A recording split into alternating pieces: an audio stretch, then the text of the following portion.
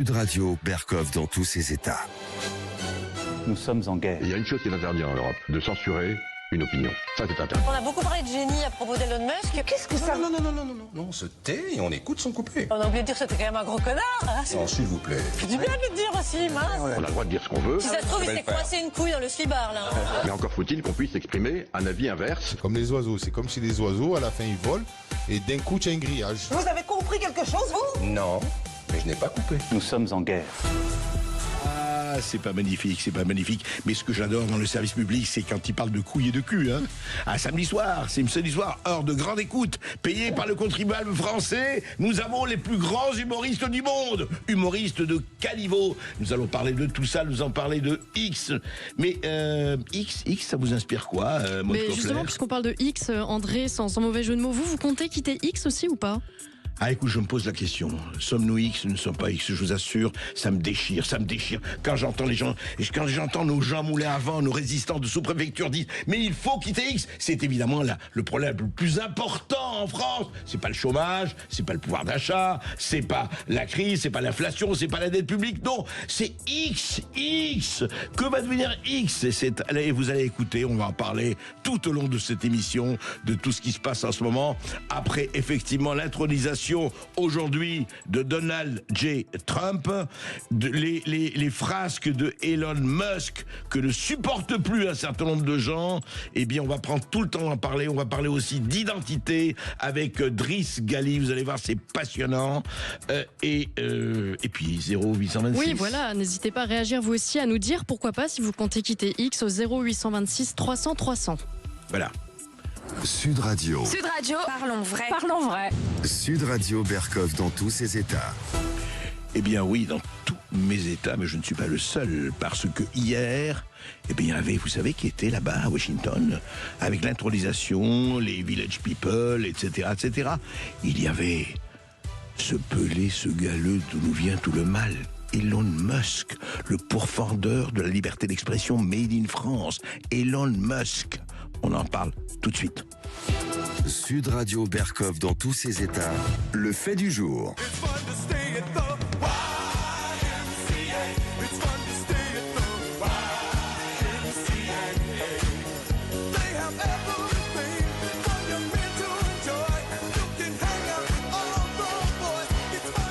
YMCA, Maud, YMCA. Alors c'est vraiment, ça nous amène à quand même quelque chose. Alors ouais, c'était bon, c'est l'euphorie chez les uns, la tristesse chez les autres. Évidemment, c'est normal, hein, quand il y a une nouvelle intronisation.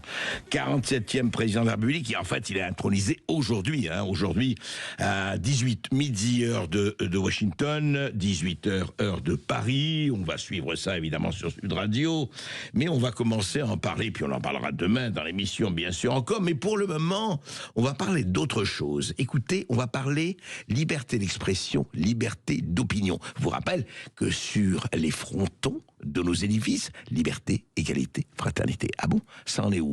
Il y a une chose qui est interdite en Europe, c'est de censurer une opinion. Ça, c'est interdit. Alors ça, c'est interdit de censurer une opinion. Très bien. Thierry Breton. Mais ce matin, chez Apolline de Malherbe, sur BFM RMC, eh bien, il y avait Jean-Noël Barrot. Et que disait notre cher Jean-Noël Barrot? Écoutez. Pour revenir à ce que disait Thierry Breton, et il a raison de le dire puisque c'est le message que la France a porté depuis des années, nous n'acceptons pas que le débat public soit délocalisé sur des plateformes de réseaux sociaux dont les règles sont fixées par des milliardaires américains ou chinois. Ah, qu'en termes galants, ces choses-là sont dites, monsieur le ministre, vraiment. Nous n'acceptons pas les oligarques. Mais dites-moi, les GAFAM, les plateformes technologiques, les grandes plateformes technologiques, cela fait des années, voire des dizaines d'années, on peut le dire, qu'ils sont de la propriété de milliardaires. Et que je sache, nous n'avons pas eu d'immenses protestations quand justement sur Twitter on censurait complètement les activités pour le moins saugrenu et pour le moins glauque de Hunter Biden, le fils de Joe Robinette Biden, quand celui-ci était vice-président de Barack Obama, et les affaires avec la Chine, avec l'Ukraine, et les bakchiches, et tout ce qu'il y avait, les réseaux et les pactes de corruption. Non, on n'en parlait pas. Est-ce qu'on parlait de tout? Est-ce qu'on parlait aussi de quelques effets peut-être secondaires ou indésirables d'un certain nombre de vaccins? Non, on n'en parlait pas puisqu'on était considérés comme les complotistes invisibilisés. Alors la liberté d'opinion, oui, mais de quelle manière? Enfin, de quelle manière ça se passe? Alors, c'est intéressant parce que Thierry Breton, effectivement, qui a commencé à dire ce n'est pas possible d'accepter la mainmise et l'ingérence d'un Elon Musk, oui, parce qu'avant on n'entendait pas, on n'entendait pas. C'était un silence assourdissant quand ça se passait sur Twitter. Quand on l'apprend aujourd'hui, vous l'avez vu, on en a parlé que Mark Zuckerberg, le PDG, le fondateur de Facebook, de Meta, d'Instagram et compagnie, qui dit oui, j'ai été obligé sous la pression de censurer. Vous avez entendu quelques paroles de nos chers politiques français? Vous avez entendu les protestations? Non, non, non. Tant que ça va dans notre sens à nous, quand du bien, tout va bien dans le meilleur des mondes, mais après, ça ne va pas. Et puis nous apprenons que, effectivement, le pourfendeur absolu de l'ingérence américaine devient conseiller à la Bank of America. Intéressant, hein? Oui, la Bank of America, voilà. Bon, il va jouer un rôle uniquement consultatif. La Commission européenne, effectivement, lui a donné le quitus, lui a dit, mais allez-y, alors que, en principe, il y a un délai de carence de 2 ans quand quelqu'un était à la Commission européenne pour entrer dans le privé. Ça s'appelle le pantouflage, mais oui. Bah écoutez, même Daniel Freud, l'eurodéputé écologiste allemand, a dit, mais enfin, la Commission européenne se moque de ses propres règles en matière d'indiction de lobbying pour les anciens commissaires européens. Parce qu'il faut bien dire, et comprenez, quand vous avez des think tanks, alors on appelle ça des think tanks, ce sont des armes de pensée, think tanks, des tanks de la pensée, oui. C'est vrai que quelquefois ils résonnent comme des tanks. Mais ce qui est extraordinaire, c'est que là, c'est évidemment du lobbying, et on peut se rappeler de ça, alors non. Et puis je ne vais pas faire les exploits de Thierry Breton. Bulle, 1993-1997, le groupe s'effondre, l'État doit mettre 100 millions d'euros pour lui éviter le dépôt de bilan. Thomson, au bord du gouffre, quelques mois après le départ de Breton. France Télécom, n'en parlons pas, l'investissement refusé du premier baladeur numérique. Les actifs, les ventes par appartement, Alstom, Aéroport de Paris, GDF et nos autoroutes. Et allez donc, ça allège très légèrement la dette publique, mais après, c'est la catastrophe très sévèrement dénoncée par la Cour des comptes. Plusieurs milliards de recettes publiques. Athos, formidable frénésie d'acquisition. Et puis en 2019, Breton part se planquer à la Commission européenne. Un an après son départ, Athos prend dans une longue descente aux enfers dont elle se remettra jamais. Valeur de l'action Athos en 2019, 68 €. Valeur de l'action aujourd'hui, 0,002 €, même pas 2 centimes. C'est pas une blague, vous pouvez vérifier. Alors qu'est-ce que ça veut dire? Alors moi je veux bien, mais Elon Musk, c'est une plateforme. Il y a des tas de gens sur X qui critiquent et qui insultent Elon Musk du soir au matin et du matin au soir. Ça veut dire quoi, ça? Et puis alors, ce qui est extraordinaire, c'est que sur le service public, vous avez vu quand même, il y avait samedi, là, il y a 2 jours, la fièvre du samedi soir chez Léa Salamé. Il y avait Charline Van Homenaker, considérée comme l'humoriste de France Inter, et voici ce que Charline Van Hoenacker, alors il y avait Thierry Breton, tout sourire, il y avait tout le monde, là c'était bien, c'était entre soi, on se congratule, on se coagule, et on dit ceci. Comment vous la trouvez, la photo? Vous savez, il fait rien par hasard, et donc il a dû passer un temps fou pour d'abord faire la photo et la puis elle est très travaillée, la photo. Ça veut dire I will do it. Ouais. Si ça se trouve, il s'est coincé une couille dans le slibard, là. Peut-être, et ça a été pris à ce moment-là. La droite.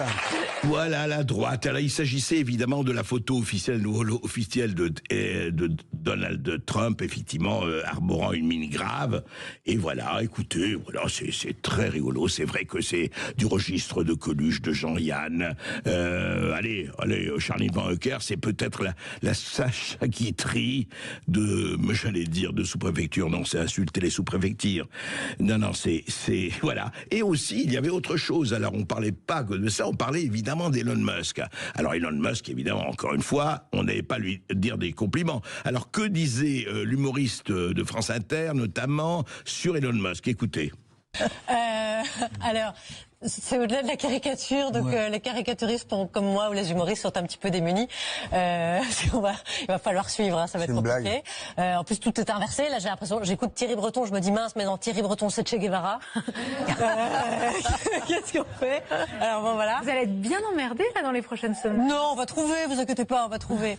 Et puis, on a beaucoup parlé de génie à propos d'Elon Musk. On a oublié de dire que c'était quand même un gros connard. Hein. Ça fait du bien de le dire aussi, mince. On a trop dit, parce que là, j'adore, on a un langage très châtié, très européen, etc. Puis quand, vous voulez pas venir avec moi sur les réseaux, qu'on fasse ensemble? Monsieur Breton, Vous ne voulez pas venir avec moi sur les réseaux, hein, dit Thierry Breton à Charlie Van Heuker. Allez, on va faire des choses ensemble. On va faire des petits tweets ensemble, hein, on va s'amuser. Magnifique, hein. Tout ce qu'on trouve à dire. Alors que, bien sûr qu'il faut critiquer Elon Musk et tout le monde. Mais alors qu'est-ce qu'on... Ah, regardez. Ah, comme je suis franche, comme je suis rebelle. C'est un gros connard. Ah oui. Ah, le niveau. Ah, l'intelligence. Ah, vraiment l'extraordinaire des cimes, la beauté des cimes de Van Heuker. Je sais pas, non, Van Heuker. Pardon, là. Vous voyez, je tombe aussi dans l'humoriste France Inter. C'est pas bien. Non, c'est pas bien. Enfin, qu'est-ce que ça veut dire, ça? Mais c'est quoi ces gens? C'est quoi ces gens? De quoi ils parlent? C'est sérieux, hein, de parler.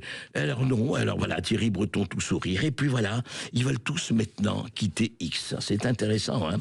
Ils veulent tous quitter X. Alors vous avez vu qu'il y a une trentaine de gens, alors 10 du CNRS, alors, c'est très très discuté, on va en parler demain de cela, qui ont lancé une application qui s'appelle Hello Kit X. Voilà. Permettant le transfert des données du réseau X vers d'autres plateformes. Voilà. À l'heure où X Twitter est instrumentalisé jusque dans l'algorithme par Elon Musk à des fins politiques, X est devenu dangereux pour les démocraties. Et évidemment, qu'est-ce qui est dangereux pour la démocratie? Est-ce que c'est l'intégrisme? Est-ce que c'est le wokisme? Est-ce que c'est cette espèce d'invisibilisation de toute parole dissidente sur les grands médias et un peu partout? Non, c'est X. Et ce qu'ils n'ont pas compris, c'est que pourquoi les gens maintenant vont de plus en plus vers les réseaux sociaux? Parce qu'ils voient que dans un certain nombre de médias, hélas, et je le dis vraiment avec tristesse, la fake news a remplacé les faits. Et oui, ce n'est plus les fake news, c'est les fake news. Et de ce point de vue, ils rivalisent avec tous les autres. Et je crois qu'il y a un vrai problème. On va en parler demain de cette histoire de l'arnaque par des gens soi-disant CNRS, enfin on va le savoir. Mais je crois qu'il y a quelque chose de grave dans tout cela, vous savez, dans cette espèce de comédie où vous avez des gens qui ont tout échoué et qui font les grands résistants, alors que des gens qui ont fait SpaceX, qui ont fait Tesla, qui ont fait un certain nombre de choses assez extraordinaires à 52, 53 ans et qui continuent, eh bien, on leur dit oui, mais vous êtes les futurs dictateurs. Et vous savez ce qui me gêne dans cette histoire? C'est l'envie, c'est l'aigreur. Est-ce qu'on est nous? Est-ce qu'on doit écouter sur les chaînes de service public les aigris? C'est aigri et raté de tous les pays, unissez-vous. C'est ça l'ambition, c'est ça l'envie, c'est ça la satire. Franchement, ça tire vers le bas, hein, tout ça. Vraiment, ça tire vers le bas. Berkoff dans tous ses états, midi 14h. André Berkoff. Eh bien, nous avons effectivement, suite à ce qu'on vient de dire, nous avons Romain qui nous appelle de l'Isère. Bonjour Romain. Bonjour André. Bonjour. Ça fait très plaisir de vous avoir. Je suis fan totalement de ce que vous faites. Merci André. Merci à vous. Merci Romain. Alors, dites-moi ce que ça vous inspire, tout ça. C'est encore une fois le deux poids deux mesures, l'hypocrisie généralisée. Quel est le problème avec le média Twitter, propriété d'un milliardaire américain, qui plus est protectionniste envers son pays, par rapport à nos médias à nous, qui sont finalement la propriété de 9 milliardaires et qui sont bien souvent, on va dire, à l'opposé des intérêts nationaux et des intérêts français. J'aimerais bien savoir, en fait, pourquoi on dissocie et pourquoi on fait une telle différence entre ces deux types de médias, alors que finalement, dans le fond, c'est exactement la même situation. Mais, oui, c'est vrai qu'on peut se poser... Ah, mais c'est parce que ce sont nos médias, vous savez. C'est la seule manière d'en trouver certains pour faire cocorico, quoi. C'est un peu ça. Ouais, non, mais c'est complètement paradoxal, quoi. On vient fanfaronner sur les médias des milliardaires français, et par contre, la plateforme justement sans filtrage d'Elon Musk, elle est problématique. Alors qu'on sait pertinemment que nos médias, on va dire mainstream, ne portent qu'une seule parole. Voilà, et dès qu'on sort un petit peu de ce rang-là, on est blacklisté, complotiste, enfin voilà, on va pas refaire encore Tout à fait. Mais surtout, Romain, qu'en l'occurrence, hier, c'était le feu d'artifice, c'était sur le service public. Je rappelle, payé par les contributions de 25 à 30 millions de foyers français qui sont de toute diversité. Mais on n'entend qu'un seul son de cloche. Ah bah c'est presque enfin moi j'y vois comme de la propagande. Après on va dire que je suis extrémiste, mais pour le coup quand vous écoutez le service public, enfin il y a qu'à voir Guillaume Meurice, Pierre-Emmanuel Barré virés du service public. C'est risible, ça en est risible. Ces gens-là, il faudrait qu'ils viennent discuter un petit peu avec le bas peuple et la petite France. Hein. Ils sont ridicules. Ce serait une bonne chose, je crois, effectivement. Merci Romain, merci. Merci André. Sud Radio, André Berkoff. Berkoff dans tous ses états, ça balance pas mal sur Sud Radio. Mais dis-moi tout, marionnettiste, mon cœur de bois soudain s'arrête. Que feras-tu de tes artistes? Eh oui, marionnettiste, que feras-tu de tes artistes? La merveilleuse chanson de Pierre Bachelet. Alors, les marionnettistes, bon, écoutez, ne vous inquiétez pas, ils se portent très bien, les marionnettistes, ça va. De temps en temps, ils changent de marionnette, mais ils savent garder, effectivement, tirer les ficelles, selon l'expression consacrée. Alors, il y a quelque chose dont on parle, vous savez, on parle beaucoup, voilà, on vient d'en parler, la mainmise du seul milliardaire américain qui mérite d'être voué aux gémonies et d'être pendu en place de Grève ou guillotiné place de la Concorde, etc. Évidemment, je parle d'Elon Musk. Mais c'est drôle, on ne parle pas de quelqu'un d'autre. Et je voudrais parler juste de George Soros. On en a parlé déjà de George Soros, vous savez, le milliardaire hongrois qui a aujourd'hui cédé les rênes de son empire à son fils, Alex Soros. Simplement quelque chose. Il y a ce qu'on appelle le Conseil européen pour les relations internationales, qui est le premier think tank en importance pan-européen. Conseil européen pour les relations internationales, ECFR en anglais bien sûr, fondé en octobre 2007. Alors, effectivement, on va en parler. Bonjour Pierre-Antoine Plaquevent. Bonjour Monsieur Berkoff. Alors, Pierre-Antoine Plaquevent, vous avez reçu pour ce remarquable livre, je le dis, Soros et la société ouverte aux éditions Culture et Racines, parce que c'est très intéressant, encore une fois. Je constate que les différentes contributions de Soros à la culture ouverte, notamment les millions qu'il a donnés contre le Brexit en Grande-Bretagne, les millions qu'il donne à un certain nombre d'associations, vous les connaissez mieux que moi, de journaux, de publications, je dirais les millions, peut-être les milliards, ça a été donné à part quelques commentaires dans un silence assourdissant depuis des dizaines d'années. Mais voilà-t-il pas que depuis 2 ans, Elon Musk achète X, alors là, ça ne va plus du tout. On sent que c'est vraiment le début de, je ne sais pas moi, de Pol Pot qui arrive.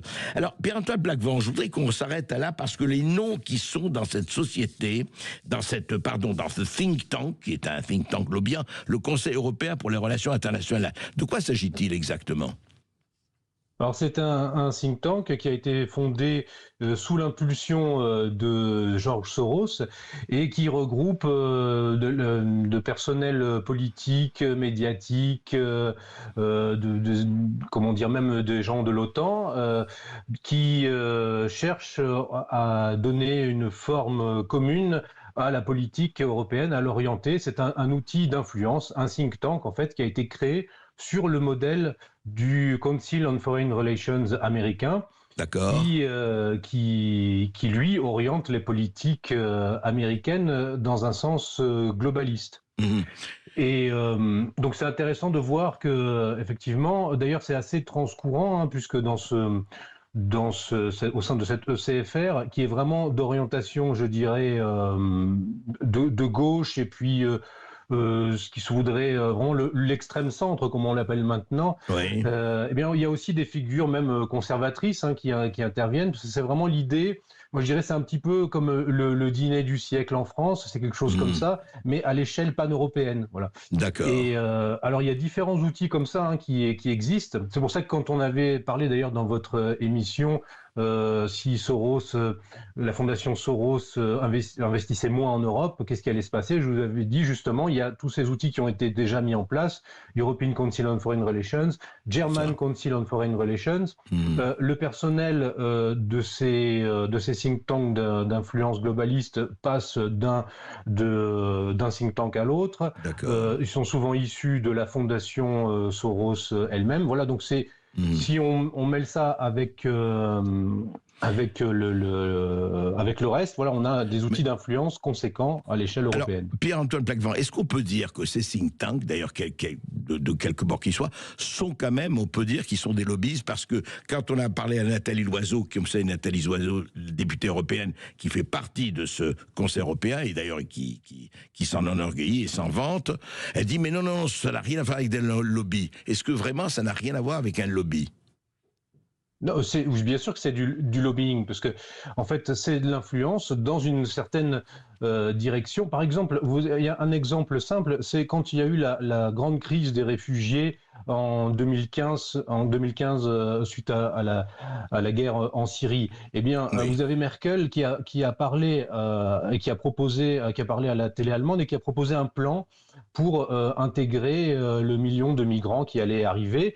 Et ce plan devait répartir les migrants à travers l'Europe. Et en fait, voilà. Et quand vous regardiez, en fait, ce plan avait déjà été exactement le même plan avait été émis par Soros, qui préconisait les mêmes choses, et avait été repris par un autre think tank qui s'appelle l'European Stability Initiative, qui est connecté à l'ECFR et qui est dirigé par une personne qui s'appelle Gerald Knaus et qui est liée à l'Open Society Foundation. Là aussi, l'European Stability Initiative a été fondée avec des fonds de Soros. Au moment de sa fondation, Gerald Knaus est allé même rencontrer Soros aux États-Unis.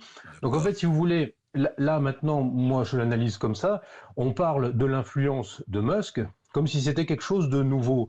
Mais ça fait des décennies que des milliardaires, comme on les appelle, philanthro-capitalistes, moi je les appelle philanthro-globalistes, exercent une influence via toutes ces ONG, toutes ces fondations, tous ces think tanks, et elle l'exerce directement sur le personnel politique européen, et c'est assez problématique puisque finalement ça court-circuite complètement le processus politique institutionnel auquel les citoyens sont conviés. Mais ce qui est intéressant, sans vouloir défendre en quoi que ce soit Elon Musk, lui, enfin que je sache, alors évidemment que c'est un multimilliardaire, je ne sais pas s'il est globaliste ou pas, mais lui ne finance pas, que je sache, des ONG un peu partout sur le continent. C'est ça, exactement. Oui, c'est la différence. En fait, je dirais que ce qui va être intéressant avec Elon Musk, c'est qu'à la limite, on pourrait avoir un retour à une forme d'impérialisme plus classique, qui est visible. Parce que Elon Musk, finalement, dit ce qu'il veut faire. Il veut avoir une influence sur les droites européennes, et il veut... finalement, c'est la politique, parce qu'en fait, il y a une vision géopolitique derrière ça. Bien sûr. Pour les mondialistes type Soros, l'idée, c'est que vraiment d'arriver à une autorité mondiale unique, qui serait la forme politique des intérêts des grands financiers. Pour les financiers comme Musk, leur intérêt, c'est réellement un intérêt, je dirais, à la fois américano-centré et aussi effectivement technocratique. Donc ils vont jouer leur jeu, ils vont faire peut-être ce que Cecil Rhodes préconisait au siècle dernier et qui disait si vous voulez la sécurité intérieure, vous devez devenir impérialiste. Donc je pense que ce sera une forme d'impérialisme plus finalement plus visible. Mais c'est deux attitudes quand même qui peuvent s'affronter, qui vont s'affronter, qui s'affrontent c'est deux déjà. attitudes qui s'affrontent aux États-Unis, et donc par extension dans le reste de l'Occident, et donc chez nous. Et nous sommes la dernière forteresse, si vous voulez, en quelque sorte, en Europe, hein, du globalisme pur. C'est ça, oui, maintenant, le globalisme est pris dans une sorte de Yalta conservateur entre les États-Unis de Musk et la Russie et la Chine et les pays illibéraux d'Eurasie. Ouais. Donc il ne reste plus que cette espèce de bastion que défendent les macroniens, en quelque sorte. Oui, et ce bastion qui est bien, en tout cas, pénétré par, justement, quand on voit une liste établie en 2012 du Conseil européen pour les relations internationales, donc vous dites, en grosse partie financée par Soros, c'est bien ça, hein? Oui, c'est ça. Et au départ, fondé vraiment à son initiative, voilà. Et avec donc avec les personnels, comme je vous disais, qui passent d'une réalité à l'autre de sa fondation, de ses différents think tanks, German Council on Foreign Relations, ECFR, etc. Et c'est intéressant de voir, en tout cas en 2012, je ne sais plus s'ils y sont tous, il y avait Daniel Cohn-Bendit, Alain Minc, Sylvie Kaufmann, directrice éditoriale du Monde, Bernard Kouchner, Aurore Lalucq, qui est toujours président de la Commission des affaires économiques et monétaires au Parlement européen, qui est proche de Raphaël Glucksmann, Nathalie Loiseau, Alexandre Adam, Ursula von der Leyen, bien sûr, directeur de cabinet adjoint de la présidente Ursula von der Leyen, Amélie de Montchalin, etc. Donc en fait, c'est intéressant parce que moi, ce qui m'intéresse juste, la dernière question, Pierre-Antoine Plaquevent, qu'est-ce qui fait il y a quand même un silence assez, en Europe, je parle toujours de l'Europe, un silence très éloquent quand il s'agit de Soros ou d'autres, et une espèce d'explosion, alors d'indignation, où on sent que c'est vraiment, ça y est, c'est la percée des Ardennes, c'est les Panzer-Divisions de Musk qui arrivent pour nous juguler. Qu'est-ce qui fait, à quoi est due cette différence de traitement ? C'est la peur de la perte d'influence sur la zone Europe de ces réseaux. Ouais. Vous avez récemment, justement, on voyait à la télévision Christine Ockrent qui s'alarmait, qui faisait toute une explication. Eh bien, ce sont tous ces gens-là qui sont liés à ces réseaux-là au travers de l'ECFR, qui ne nous ont jamais parlé dans leurs médias. Chaque année, le CFR se réunit dans une grande capitale européenne, réunit 300 de ses membres, et parmi des gens les plus influents en Europe.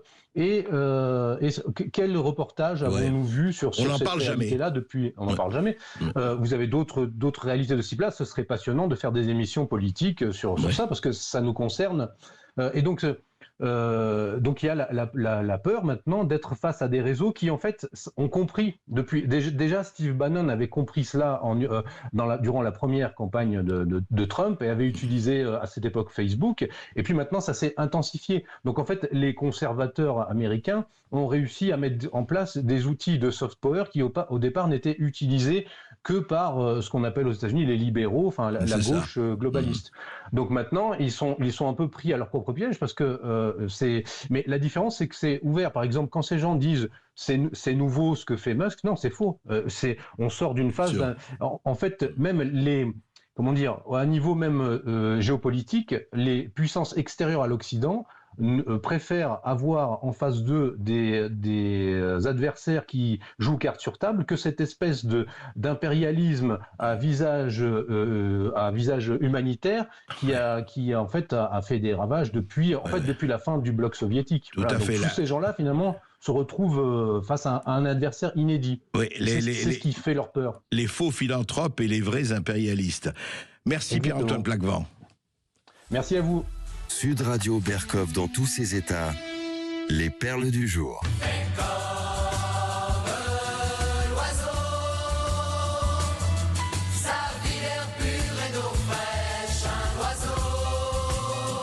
Et de quoi sa vie, effectivement, un député à la fille aussi, de poésie, voilà.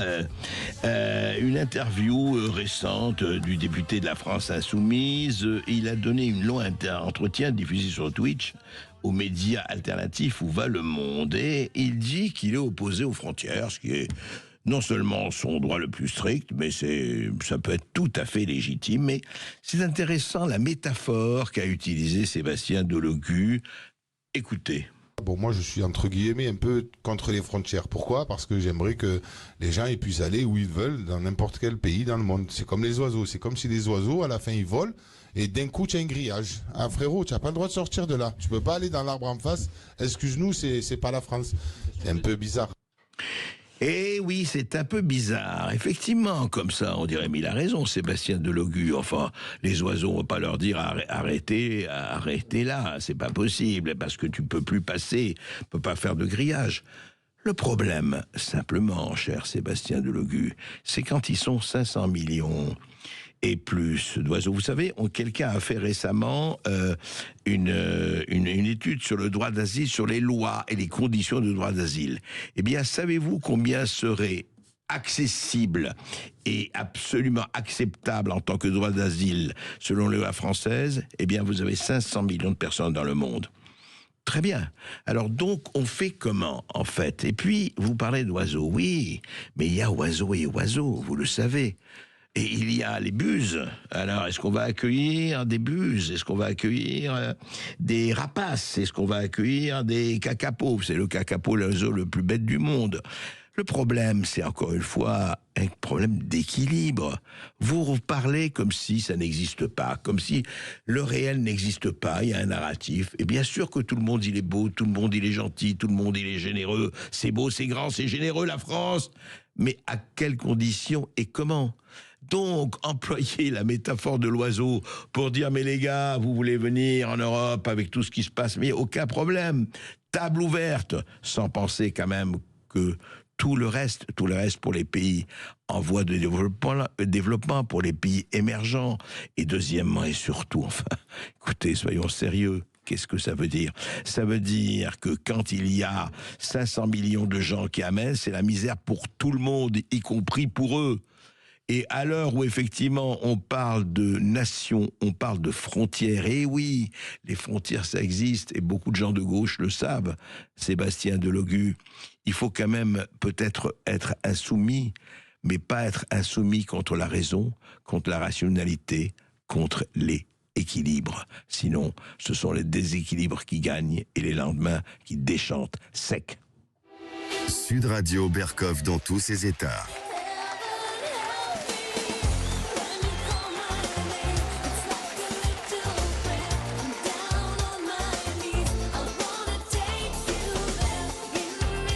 Oui, Like a Prayer de Madonna, Like a Prayer, effectivement. Alors oui, l'accord entre le cessez-le-feu entre Israël et le Hamas est entré en vigueur. Les otages seront bientôt libérés. Le cessez-le-feu va-t-il fonctionner? Tout le monde l'espère. Mais voilà, avec des négociations énormes, effectivement. 15 mois de guerre, on sait tout ce qui s'est passé depuis un certain 7 octobre 2023.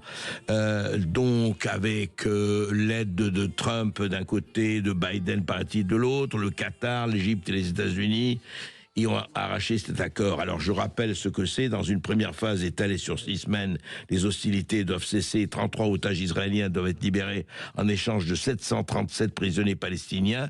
Trois jeunes femmes ont été libérées hier, effectivement, et puis il y a 2 otages franco-israéliens seraient sur la liste.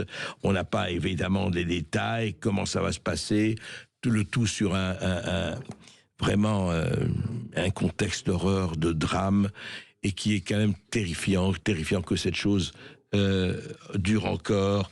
Nous avons avec nous, justement, on voudrait en parler, Aurélie Assouline, qui est adjointe au maire du 17e arrondissement de Paris, et vous êtes présidente du collectif du 7 octobre. Bonjour Aurélie Assouline. Bonjour Aurélie. Bonjour. Dites-moi alors, qu'est-ce que vous pensez? Alors 3 personnes, évidemment 3, c'est pas beaucoup, hein. Il en reste, je crois, plus d'une centaine, 130 à 137. Que vous inspire ce qui s'est passé hier? Oui, Aurélie Assouline? Ah, on l'a perdu, on ne l'a plus, hélas, hein? Ben oui, mais il faudrait le lui dire qu'elle est par téléphone. Donc, écoutez, voilà, donc ce qui se passe, c'est qu'aujourd'hui, il y a eu encore une fois cette libération. Est-ce que nous avons Aurélie Assouline?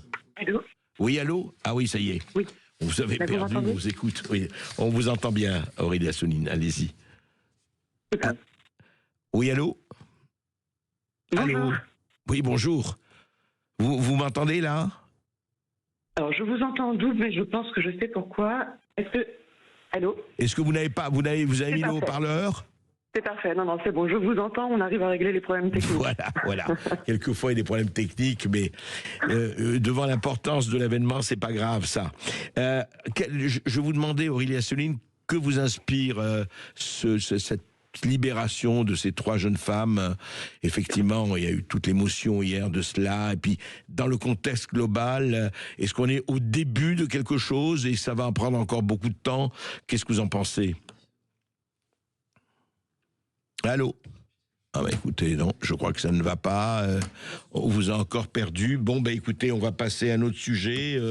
Ce qu'on peut peut-être préciser, André, oui.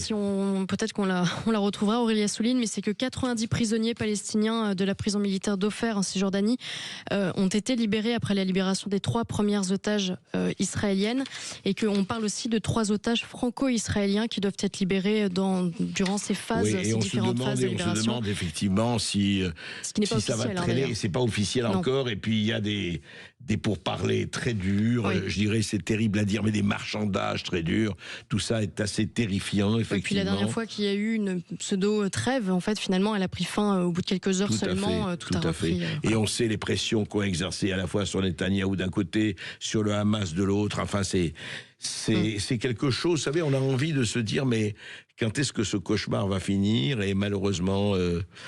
je crois que ce cauchemar va encore durer assez longtemps, eu égard au degré, effectivement, de haine qui a été accumulé. Mais on va parler peut-être d'autre chose. On va peut-être parler, oui, du pass culturel. Sud Radio Berkov dans tous ses états.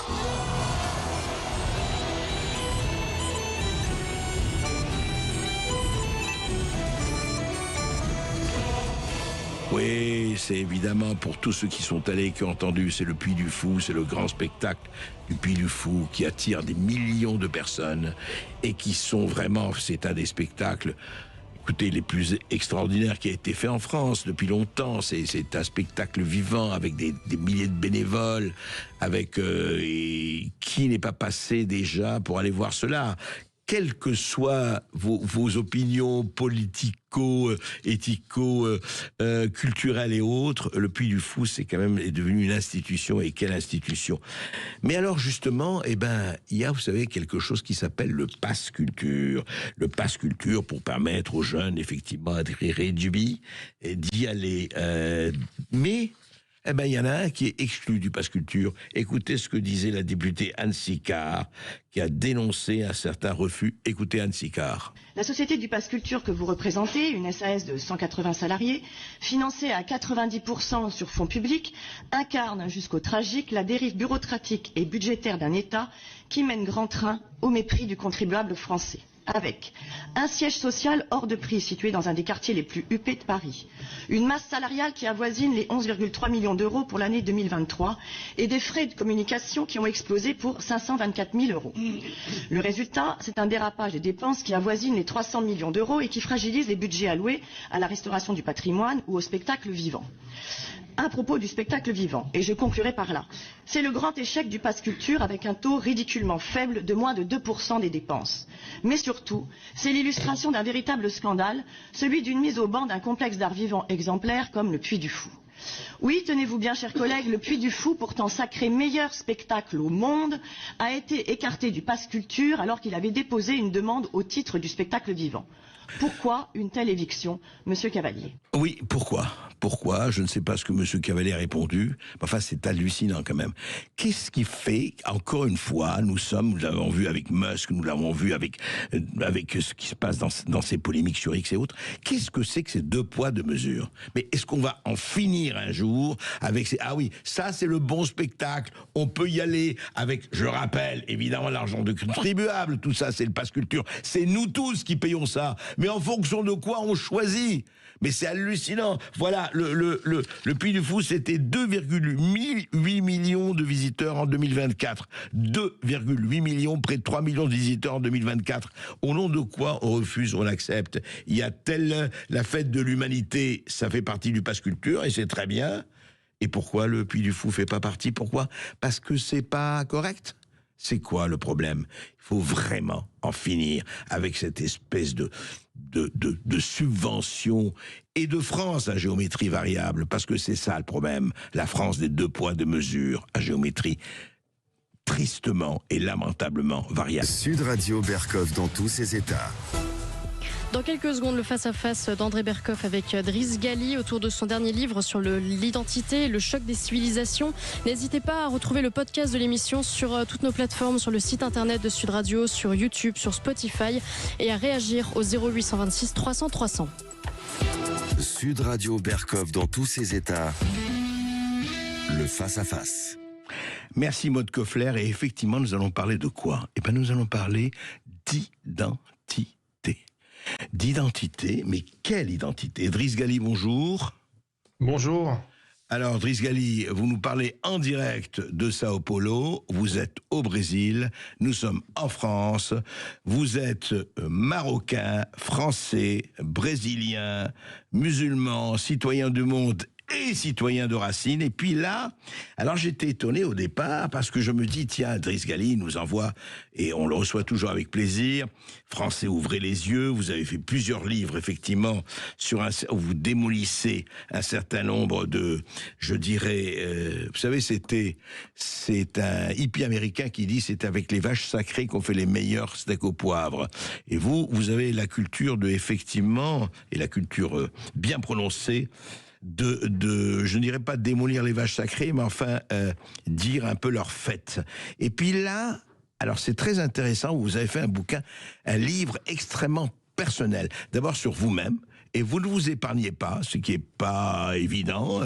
Vous parlez de votre enfance, vous parlez de cette double ou triple identité que vous avez, vous parlez des religions, et on a l'impression, et je voudrais savoir pourquoi, soudainement, vous êtes dit, je ne vais pas parler du monde qui m'entoure, je vais parler de moi, mais évidemment, n'oublions jamais la phrase d'André Gide, c'est par le particulier qu'on atteint au général. Donc, vous êtes retourné sur vous-même, vous avez fait un voyage à l'intérieur de vous-même, mais en même temps, évidemment, vous parlez du monde, puisque vous vous adressez à votre lecteur en le tutoyant. Alors, c'est quoi cette identité d'abord? Et je rappelle quand même votre sous-titre, le sous-titre de votre livre, qui vient de paraître aux éditions de l'Artilleur, « Lettre ouverte d'un immigré aux Français qui ne veulent pas disparaître ». Alors, de quoi s'agit-il, Driss Ghali? Merci André, je salue tous vos auditeurs. Effectivement, je vais être très, très sincère comme dans ce livre. Hein. J'en ai marre de perdre des batailles. J'en ai marre de perdre les batailles idéologiques. Ouais. J'en ai marre d'être sauvé par Elon Musk ou par Trump, c'est-à-dire des étrangers, des puissants qui, pour notre grand bonheur, mais c'est juste une coïncidence, nous rétablissent la liberté d'expression sur Twitter, provoque la conversion soudaine et enchantée de miraculeuse, miraculeuse. Voilà. Moi, j'aimerais bien gagner des batailles et ne pas dépendre du bon vouloir de Musk. Si demain, Musk veut nous mettre des puces dans la tête, qu'est-ce qu'on va faire? On va encore... ouais, ce que je veux dire. Et nous perdons systématiquement toutes les batailles parce que nous croyons trop dans l'idéologie. Nous faisons trop confiance aux idéologies, de droite comme de gauche. D'ailleurs, ce n'est pas un bouquin de droite, c'est un bouquin un bouquin humaniste qui s'adresse aux êtres humains. Ni de droite ni de gauche. Les idéologies nous enivrent et nous font croire qu'on va changer le monde en votant Zemmour, Le Pen, Mélenchon. C'est faux. Et les hommes politiques, ils sont impuissants. Il n'y a pas d'homme providentiel, sauf si demain il y a un cataclysme et puis un d'entre nous sera l'homme providentiel.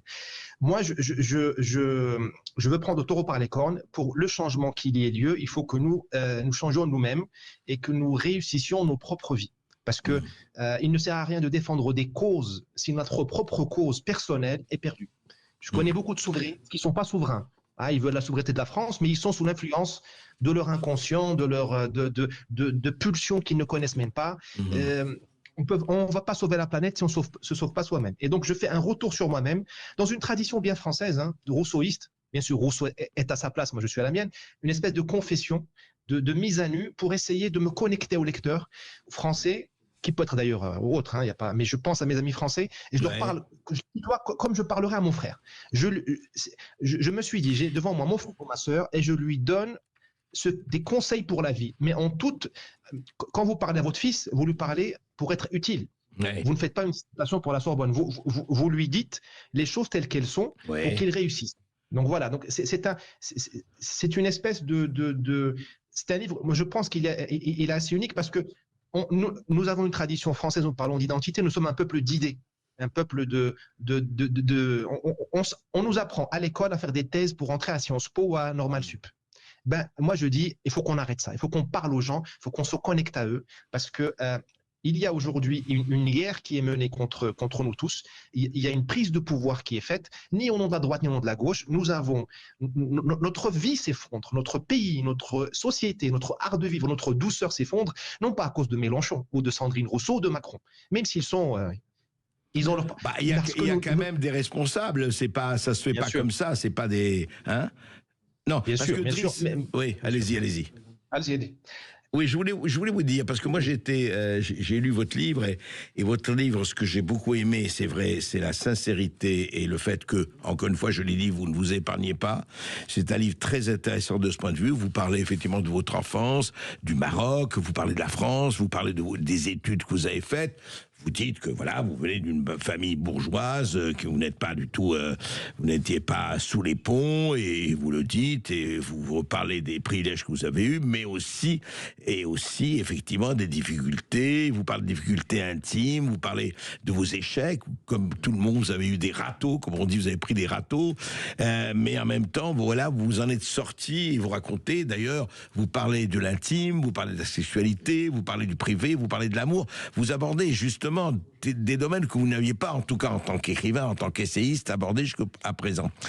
Mais moi, la question que je voulais vous poser, d'abord, Driss Ghali, c'est que, est-ce que ça s'adresse pas, parce que je pourrais vous dire, oui, d'accord, c'est très bien, Driss, mais vous dites, voilà, il faut creuser, il faut lire, il faut enquêter, etc., etc. Mais si on n'a pas les moyens, si on n'a pas eu les études, ou les parents, ou les conditions, pour pouvoir faire les études qu'on devrait faire, pour pouvoir, en famille, avoir des gens qui, quand même, vous transmettent un certain nombre de savoirs, qu'est-ce qu'on fait ? Et vous dites, effectivement, vous n'avez qu'à en prendre à vous-même. Et de ce point de vue, vous avez raison. Mais en même temps, justement, il y a des gens qui vous disent, oui, d'accord, mais Driss Ghali, vous avez eu, effectivement, vous en êtes bien sorti, grâce à vous, bien sûr, mais grâce à l'environnement. Vous dites quoi, ces gens ? Comment les responsabiliser, vraiment ?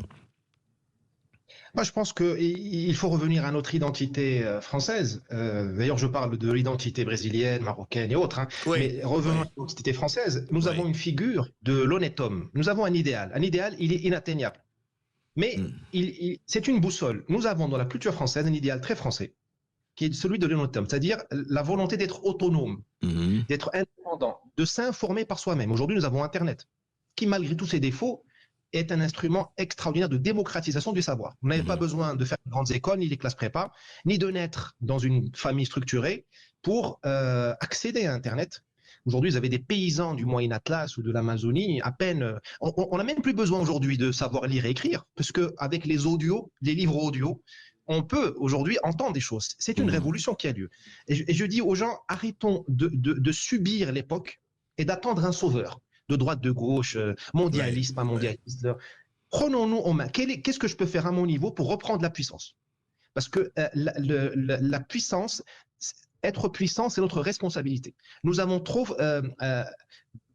valorisé la fragilité, la vulnérabilité. Je vois pourquoi on a fait ça. C'est un symbole de civilisation. Mais là, nous vivons des heures sombres, réellement des heures sombres, où nous avons un rendez-vous avec la violence, avec le déclassement de notre pays. Vous avez vu ce qui se passe dans les rues en France, vous avez vu ce qu'est devenu le monde. On peut plus, il faut redevenir puissant. Et la puissance, c'est une question individuelle. Moi, je dis, c'est comme dans la musculation. Si vous ne voulez pas vous prendre en main et faire l'effort, souffrir un petit peu, aller à la salle de sport de temps en temps, vous n'allez pas devenir. Et l'idée, c'est pas de devenir Montaigne ou Rousseau. L'idée, c'est juste à chacun à son niveau de retrouver la confiance en soi. Parce que on nous a tellement habitués à penser à notre place, les grands politiciens, l'État, les médias, que l'on a perdu l'autonomie. Or, l'identité française, c'est l'honnête homme, au sens de Montaigne, un homme généraliste, qui s'informe lui-même, qui sait se défendre, qui a une spiritualité et qui est surtout pas le robot des réseaux sociaux ou le robot de l'algorithme que le système veut faire émerger. Alors justement, de ce point de vue, Driss Ghali, je vois, vous dites au fond, écoutez, il n'y a pas de sauveur suprême, il n'y a pas ce que dit, il n'y a pas, il y a les tribuns et compagnie, mais vous devez vous prendre en charge. D'accord, mais au fond, est-ce que votre idée, parce que en parlant de vous, parce que parlons un peu de vous, puisque c'est quand même le sujet du livre et c'est important. Pourquoi avez-vous éprouvé le besoin de retourner sur vous-même, vos échecs, vos histoires? Et encore une fois, c'est très intéressant parce que vous parlez avec une très belle franchise, quoi, parce que c'est pas évident, hein, sur vos échecs amoureux ou sentimentaux, mais en même temps vos réussites, en même temps vous parlez du Brésil, vous parlez de cette mentalité, c'est très intéressant parce qu'en fait c'est un livre non pas trilingue, mais c'est un livre multipolaire où vous parlez du Brésil avec la civilisation brésilienne, avec ce que c'est que le Brésil, vous parlez du Maroc, qu'est-ce que ça m'apporte le Maroc, et vous parlez de la France effectivement. Et je crois que moi j'aimerais qu'on reste sur les trois, mais surtout pour savoir au fond comment, effectivement, les gens, aujourd'hui, vous le savez, ne parlent que de leurs droits, la plupart, et oublient leurs devoirs. Comment dire aux gens, et de façon sans leur fait professorale ou tout ça, attendez, vous avez des droits, mais vous avez des devoirs. Et vous en parlez très bien, vous. C'est quoi, effectivement, de faire conscience et d'intégrer, d'intérioriser pour chacun d'entre nous les droits, mais aussi les devoirs, et peut-être surtout les devoirs? Alors, je parle de moi pour deux raisons. D'abord, pour me connecter au lecteur, parce que nous nous connectons à des individus, à des biographies. Nous ne nous connectons pas forcément à des idéologies, voilà, Marx, Hegel, voilà, George Soros, Trump, tout ça c'est bien, j'ai bien Trump. Mais je ne suis pas Trump. Je suis beaucoup plus fragile, beaucoup plus nuancé. Et la population générale, elle est plutôt comme moi. C'est-à-dire, nous avons tous des misères et des splendeurs. Donc, je transmets. Moi, je suis un survivant. J'ai survécu une dépression très profonde et j'y ai survécu. Qui a duré longtemps. Qui a duré longtemps. Qui a duré longtemps. Qui a duré longtemps. Et où j'ai dû complètement me réinventer, me reprogrammer. Et cette dépression m'a sauvé. Parce que j'allais être un journaliste de France Inter de plus. Ou de Libération de plus. Bravo, vous avez sûr de moi-même. Voilà, mais j'ai appris à aimer le malheur. Dans le livre, je dis que le bonheur rend bête. Et je dis que le malheur, à dose homéopathique bien contrôlée, peut vous obliger à vous transformer. Moi, à vous mettre en question, c'est ça. Vous êtes mis en question. À vous remettre en question. Bien sûr, parce que j'avais tout raté. Et c'est l'échec. C'est l'échec plus ou moins total qui vous oblige à vous remettre en question. Moi, je les vois, ces électeurs. Moi, j'en ai beaucoup parmi mes amis qui votent Bloc Central, Thierry Breton, Macron. Tout va bien, le frigo est plein, les salaires sont élevés. Il leur faut un bon coup de marteau sur la tête, au sens figuré, pour qu'ils comprennent ce que nous avons compris. Nous, les preuves, les dissidents, les malpensants, les gens qui sont censurés, etc. Donc moi, je veux me connecter aux gens parce que je pense qu'il y a un manque aujourd'hui. On ne se connecte pas assez aux gens. Il faut parler aux gens, même ceux qui n'ont pas bac plus 5. Moi, je veux me connecter aux Français. Je ne veux pas me connecter forcément, même si je les aime beaucoup, à ceux qui ont bac plus 10. Ceux-là, ils ont compris. Mais ce n'est pas ceux-là qui vont sauver le pays. Et on va sauver le pays en obligeant les gens à redevenir libres et puissants. Et ma grande découverte, quand je me suis cassé, j'ai cassé mes murs à l'intérieur et j'ai trouvé qu'il y avait un trésor qui était mon identité. Mon identité, c'est-à-dire, j'ai des forces en moi et j'ai des faiblesses. Et chaque Français, chaque être humain a une identité. Alors, c'est pas démocratique. On va en parler tout de suite, Driss Ghali, de l'identité qui est au cœur, effectivement, de votre livre. D'ailleurs, il s'appelle L'identité d'abord. Après cette petite pause, on retrouve Driss Ghali et on va aller au fond des choses avec lui. N'hésitez pas, chers auditeurs, à réagir aussi par téléphone au 0826 300 300. Absolument, avec Driss Ghali, l'identité d'abord. Et justement, Driss Ghali, on va justement prendre le temps de parler de cette identité. Parce que l'identité, encore une fois, un mot valise qu'on utilise à toutes les sauces. D'ailleurs, il y a beaucoup de mots valises qu'on utilise à toutes les sauces. Que veut dire? Alors, il y a les identitaires d'un côté, les identités de l'autre. Et c'est intéressant, vous, parce que vous êtes pluri-identitaire. Mais écoutez, vous êtes musulman, marocain, français, brésilien, mais avec effectivement, c'est pas de l'écume, c'est pas en surface, c'est que vous. connaissez ces cultures. Et ce qui est intéressant dans votre livre, vous dites, je suis retourné aussi, votre femme, par exemple, qui n'est pas, elle, musulmane, m'a ramené à la religion, m'a ramené à la spiritualité, etc. Je voudrais que vous définissiez tout ça. Comment vous avez, après justement être passé par énormément de phases, comment vous êtes retourné à ce que vous considérez comme les fondements de votre identité? Je pense que notre époque fait l'impasse sur quelque chose qui est très important, sur un droit de l'homme, un des droits de l'homme les plus fondamentaux, essentiels, c'est l'identité. Qui je suis? Qui suis-je? Cette question, on ne se la pose pas, surtout pas à l'école, où on nous apprend des choses complètement inutiles. On nous gave de maths, on nous gave de choses compliquées, de maths physiques. Enfin, il faut faire des maths physiques, mais pas seulement. C'est pas mal les maths quand même, non, Adriss? C'est bien, mais nous formons des gens qui ne savent pas ce qu'ils veulent. Ouais. Ils ne savent même vocation. Donc vous avez des gens qui sont, ils savent pas ce qu'ils veulent. C'est ça. Ils savent pas ce qu'ils veulent. Ça donne les burn-out, ça donne les gens qui démissionnent, sans démissionner, qui travaillent, qui font le minimum vital. On les voit non seulement en fonction publique, mais dans les entreprises privées. Pour en parler on parlait aux patrons du privé, la baisse de la performance, les gens qui veulent faire que du remote office, ne veulent plus revenir au bureau, c'est un drame. Ouais. Vous avez des gens qui ne savent même plus s'ils sont français. On leur a mis dans la tête qu'ils sont citoyens du monde. C'est une blague. Ils n'existent pas citoyens du monde. Nous sommes toujours de quelque part. Bien sûr. Ça n'empêche pas que nous soyons ouverts sur le monde. J'estime humblement être ouvert sur le monde, mais d'être de quelque part. Moi, et ce n'est pas démocratique. L'identité, ce n'est pas démocratique. L'identité, ça, c'est ce qui coule dans notre sang. C'est ce qui vient de notre inconscient collectif. Le mien, c'est un inconscient collectif d'Arabes de l'Afrique du Nord, mélangé de Berbères. Même si je parle le portugais toute la journée, je suis marié avec une catholique de famille d'origine juive allemande, je resterai toujours ça. Et c'est pas grave. Je joue. Et ce que je dis, l'identité, il faut l'avoir sous ses yeux, la maîtriser, la surveiller, parce qu'elle peut être dangereuse, et surtout s'en emparer et la faire bosser pour vous. Nous avons oublié l'identité française. L'identité française, c'est quoi? C'est plein de choses. Mais c'est notamment la force, la puissance. La France est une grande nation. Ce n'est pas, je vais encore me faire des plein d'amis, ce n'est pas la Belgique. Ce n'est pas la Suisse, ce n'est pas la Bulgarie. La France a une vocation universaliste et de puissance. Ce n'est pas un pays qui fait pour mourir dans l'Europe. La France est un pays du travail. Depuis quand nous sommes devenus le pays de l'assistanat? Depuis que nous avons fait oublier aux Français leur identité. C'est le pays du travail. Ce pays a été fait les mains nues. Les mines de l'île ont été creusées presque les mains nues par des Français. Ouais. C'est le pays de l'industrie. Depuis quand nous sommes devenus le pays des call centers? Mais depuis quand? Nous avons inventé l'aviation, le cinéma et la voiture, l'automobile. Rien que ça, s'il vous plaît. Donc, quand je parle de l'identité... C'est déjà pas mal. Comment avons-nous pu oublier ça? Nous sommes le pays de l'égalité. Or, nous n'avons plus d'égalité. À chaque coin de rue en France, vous avez un voyou qui réduit l'égalité. Oui, alors comment avons-nous pu oublier ça? C'est très important parce que vous dites effectivement perte de repères, perte d'identité, perte de savoir qui on est, et du coup, on n'a plus envie de rien faire parce qu'on se dit, bah oui, mais pourquoi faire? Allez, on en fait le moins possible, on essaie de gagner le mieux possible, et puis allez, passons entre les gouttes. Il y a eu plusieurs phénomènes. D'abord, je vous répondrai en deux parties. D'abord, nous n'avons plus accès à notre inconscient. L'inconscient de l'individu, c'est les rêves. Moi, je rêve en portugais, j'insulte en arabe et je réfléchis en français. Pas mal.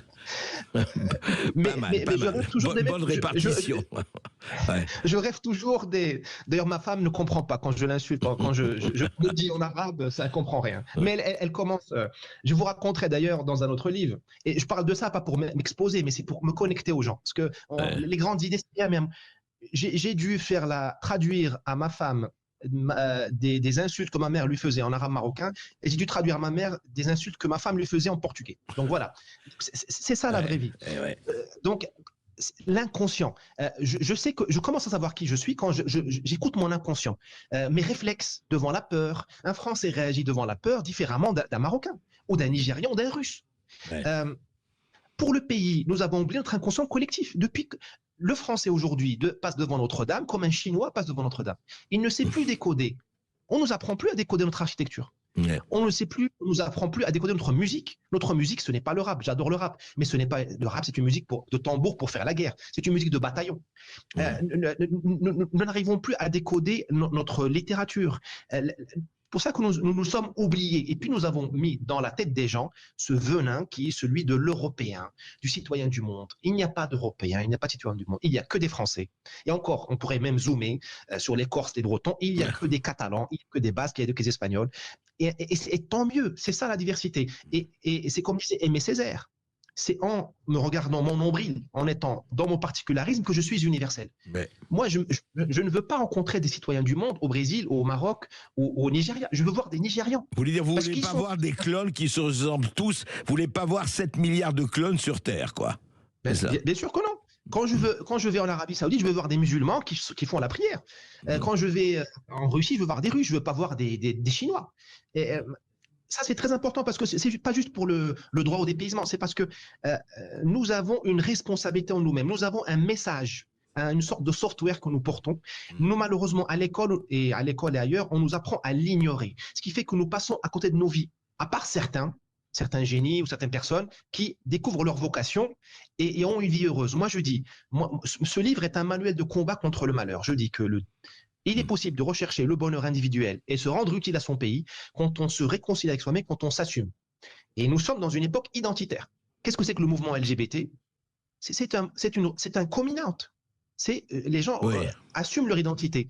Qu'est-ce que c'est qu'aujourd'hui le Erdogan? C'est l'identité turque. Qu'est-ce que c'est que la Chine? L'Empire ottoman, oui. Oui, parce qu'on peut critiquer Erdogan, je n'irai pas boire une bière avec lui, ni lui avec moi, je présume, quoique, il ne faut jamais cracher sur le... On ne sait jamais. On fait la paix toujours avec ses ennemis. Avec mes amis, c'est bon, la paix est faite. Mais il a raison de réveiller l'identité turque. Finalement, prenons l'exemple turc. J'adore Atatürk, je l'adore. Mustafa Kemal Atatürk, oui. Grand bonhomme. Grand bonhomme. Juste un mot, pardon Driss, mais c'est intéressant. Comment faire? On vous entend bien sur les identités, vous avez bien compris que vous n'allez pas en Russie pour rencontrer un Saoudien, vous n'allez pas en Arabie Saoudite pour rencontrer un Chinois. Mais comment faire pour éviter ce que Amin Maalouf appelait les identités fermées ou les identités meurtrières et avoir des identités justement comme vous, comme beaucoup d'autres, et heureusement ouvertes. C'est-à-dire, on est conscient de ce qu'on est, on doit apprendre ce qu'on est, on doit devenir ce qu'on est, disait un certain Nietzsche, mais tout en étant pas dans la fermeture et dans l'étroitesse, quoi. Je pense que le seul chemin, c'est le chemin de l'honnêteté. L'honnêteté avec soi-même, c'est-à-dire savoir qui l'on est.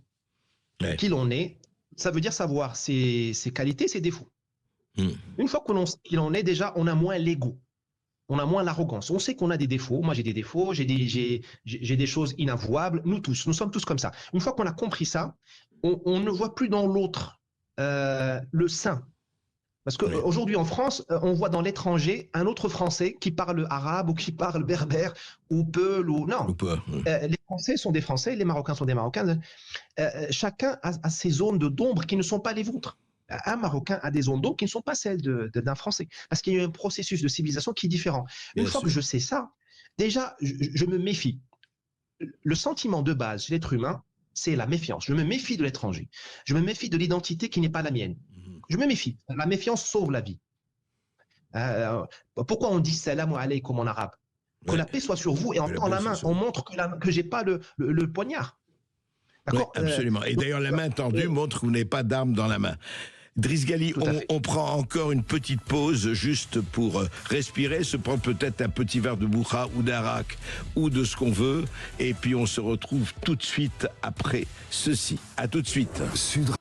Et nous sommes toujours avec Driss Ghali pour son livre « L'identité d'abord ». Effectivement, c'est pas mal de parler. C'est même plus que ça, c'est presque provocateur, quelque part, pour les âmes sensibles de parler d'identité. Et pourtant, il faut en parler.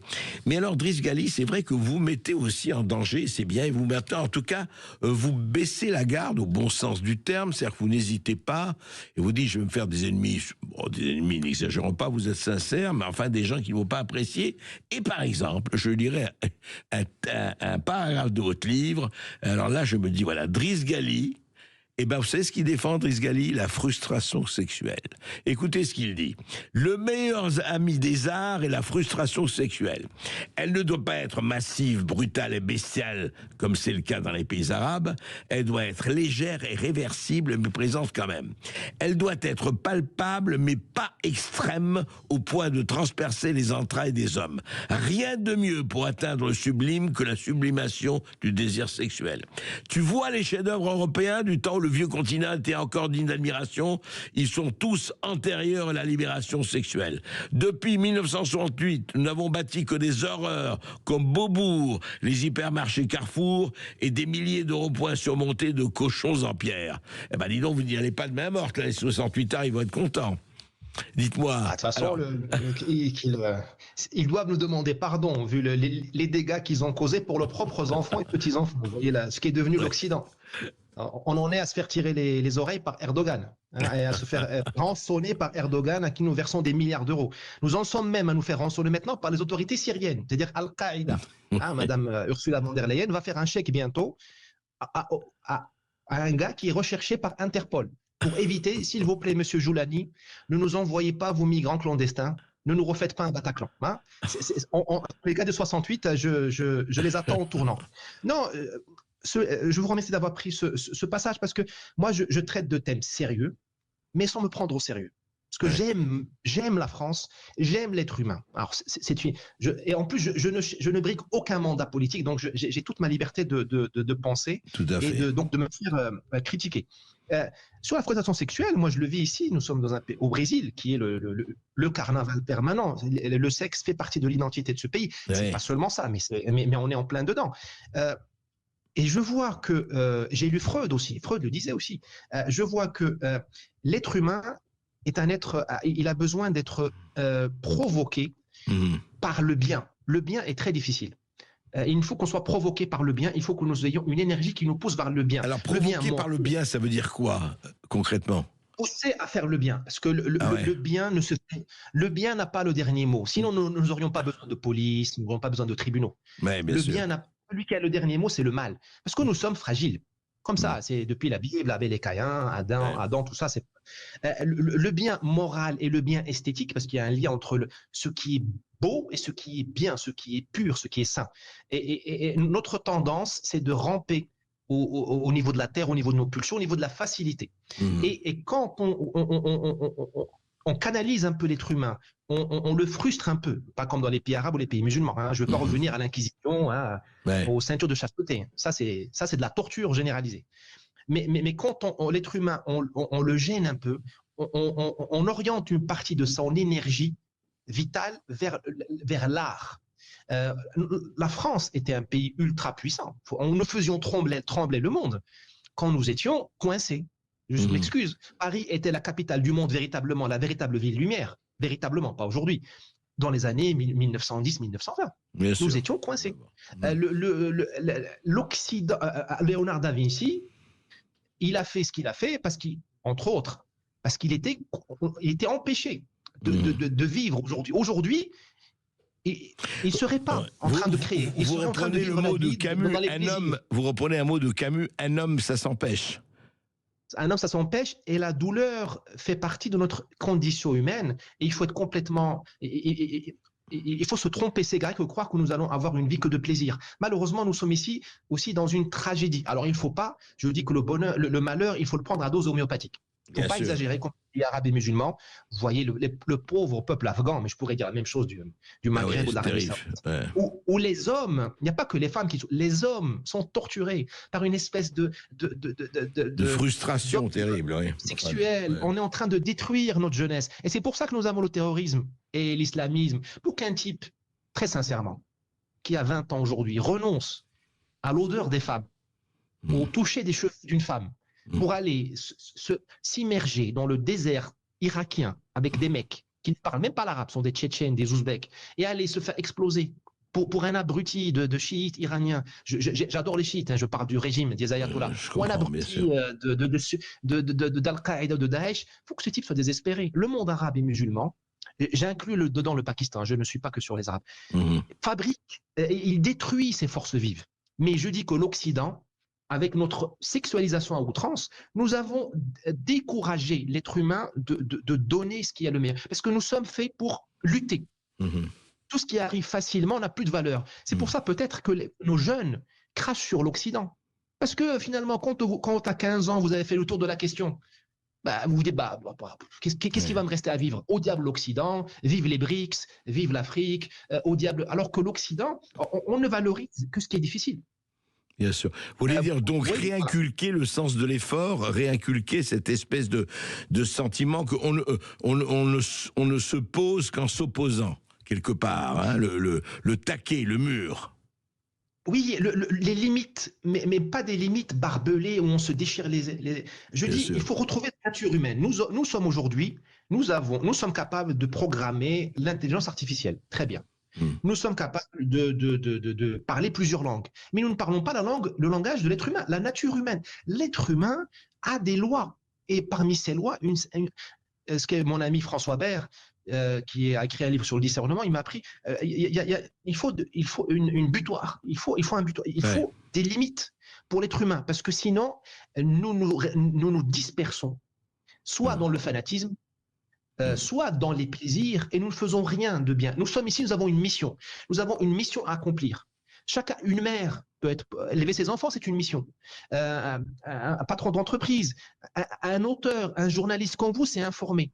Mais nous avons besoin de rappels.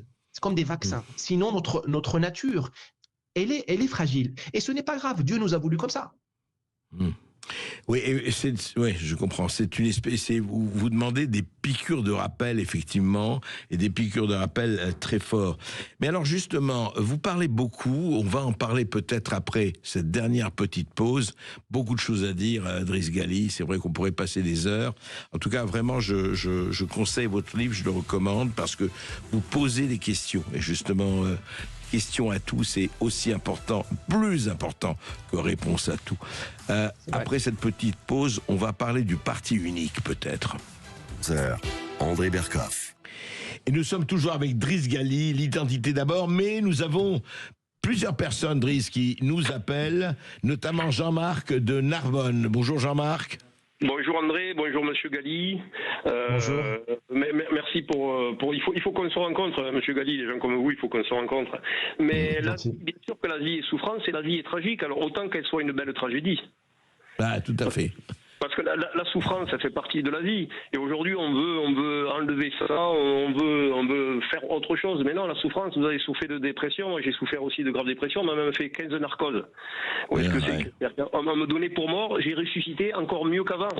Mais dans la vie, il faut être un combattant. Moi, quand j'ai un genou à terre, on essaye de m'assassiner. Je reviens encore plus fort. Alors, non, je suis pas. C'est parce que c'est ma nature. C'est parce que c'est ma nature, André. C'est parce que c'est ma nature. J'ai pas le choix. Je suis né comme ça, donc je m'en remets pas.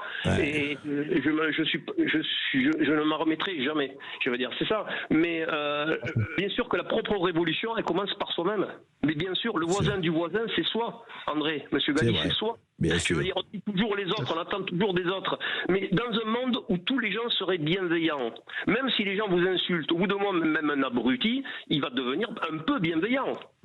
Tout à fait. Il y a un effet de contamination, tout à fait. Mais exactement. Par contre, dans ce monde aujourd'hui où on est agressé de toutes parts, on devient soi-même. Je veux dire, de temps en temps, même moi, je me dis, attends, mais pourquoi j'ai... Non, calme-toi. C'est pas parce que les gens sont agressifs qu'il faut que tu le devines. Je veux dire, et c'est vrai il faut faire attention de ne pas tomber dans ce piège-là. Donc la révolution, c'est soi-même. C'est-à-dire, continuons à écouter André. Monsieur Ghali, je vous connais de temps en temps. Il y a mes coordonnées, si vous voulez. Moi, j'aime bien. On les transmettra, Jean-Marc. On va les transmettre à Driss Ghali. On va les transmettre. J'ai pas habité au Brésil, mais j'ai habité au Venezuela, et ça fait du bien d'habiter dans des pays qui se dit, entre guillemets, des fausses démocraties, mais où la liberté de chacun, par contre, est beaucoup plus respectée qu'ici, et où il n'y a pas ces lois ridicules et tous ces interdits, et les gens vivent mieux. C'est pas la richesse, c'est pas le PIB d'un pays qui fait le bonheur. Bien au contraire, je veux dire. Driss Ghali, que répondez-vous? Alors, vous êtes le frère auquel j'ai parlé quand j'ai fait ce livre. Le frère et la sœur. Et d'ailleurs, ce livre s'adresse aux Français, à l'humanité entière, sans aucune prétention de ma part. La souffrance fait partie de nous, elle ne nous résume pas, et vous l'avez compris, hein, je le dis juste pour les autres auditeurs, attention à la tragédie, elle est magnifique, c'est une drogue. On peut, la mort est charmante, hein, c'est la veuve noire. Attention, il ne faut pas trop pratiquer la tragédie, la dépression. Il faut essayer de s'en éloigner, mais d'en prendre apprendre des leçons. Il faut sortir des difficultés avec des leçons. La révolution commence par soi-même. On n'a rien inventé, le collègue de Narbonne et moi-même. Que font les religions? Elles s'occupent de l'individu. Elles s'en fichent du régime politique. C'est bien après. Hein, Jésus n'était pas un homme politique, parce que c'était un homme sage. Il s'est occupé des cœurs et des esprits. La politique vient après. Constantin s'est converti après, parce qu'il était devant le fait accompli. Que voulons-nous faire aujourd'hui? Nous voulons changer, reconvertir Thierry Breton à l'amour de la France. J'exagère un peu, parce qu'il était mon patron dans une autre vie. Et c'est un grand monsieur. Malheureusement, il n'est pas fait pour ce qu'il fait aujourd'hui. C'est un technocrate. Ce n'est pas bon. Nous n'avons pas besoin. Nous avons besoin de prophètes aujourd'hui, de leaders, pas de technocrates. Mais bon, chacun a ses qualités, ses défauts. Driss, je voudrais qu'on revienne justement, parce que ça fait partie de Driss Ghali, ça fait partie de. Qu'est-ce que vous appelez, parce que vous parlez souvent dans votre livre du parti unique. C'est quoi ce parti unique? Alors, c'est pas un parti politique, on l'a bien compris, mais c'est quoi? Bah oui, mon livre est un livre de développement personnel à portée politique. Et là, à la fin... Mais pas de coaching, vous n'êtes pas un coach. Non, sinon je serais riche. Sinon je serais riche. Sinon je ne vivrais pas dans un pays du tiers-monde, je vivrais à Paris ou même à Genève, en euros, en francs suisses. Non, je paie le prix de mes convictions. Avec tout le respect que j'ai pour les coachs, il n'y a pas que des charlatans, attention. Non, bien sûr. Le parti unique, c'est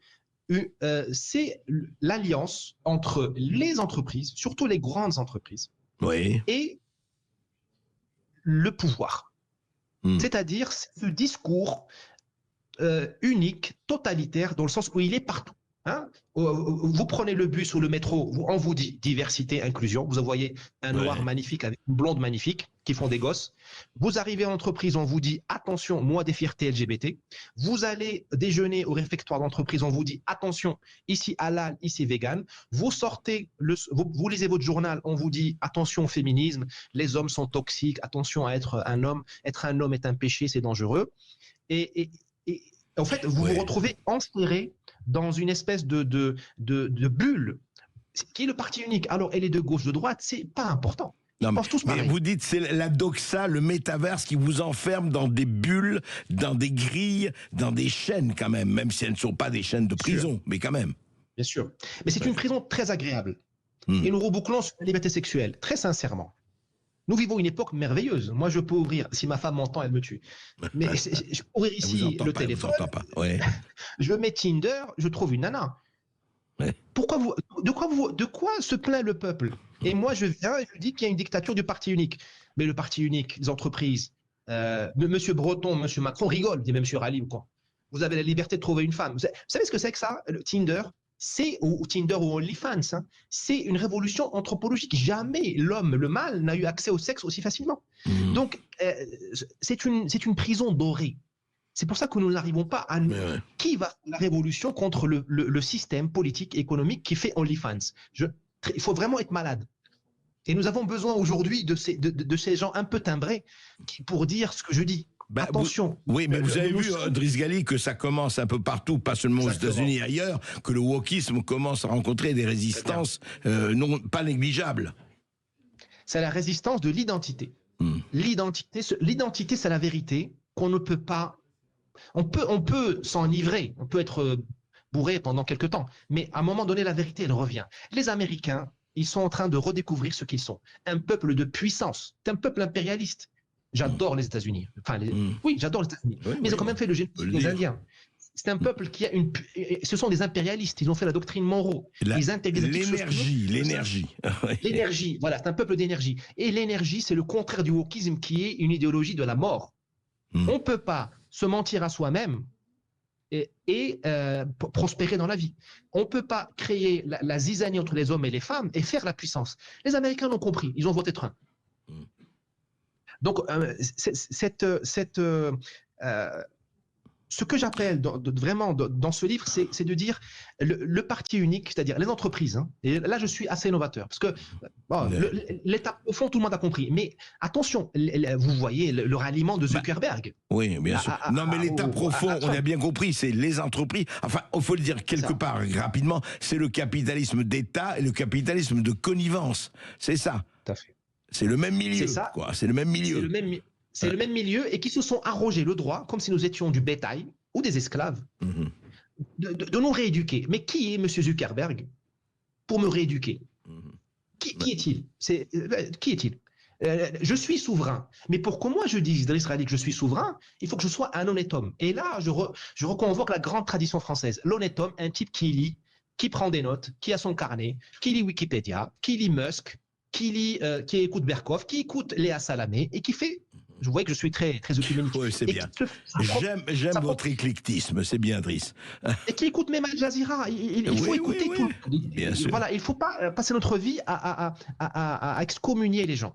Il faut parce que le faible est agressif. Le faible, je vais encore me faire plein d'amis, le faible habite France Inter et excommunie tous les discours qui ne sont pas droits. Donc ça, le type qui est fort, il écoute. Le type qui est fort, il reste sur X. Moi, je salue M. Benjamin Haddad, même s'il pense le contraire de ce que je pense, qui reste sur X. Parce que quand on est fort, on écoute l'autre. Voilà. Donc, apprenez. La force, elle est en chacun. Que chacun, la force, let the force be with you. Que la force soit en vous. Merci, Driss Ghali. Écoutez, lisez ce livre. Il vous ouvrira.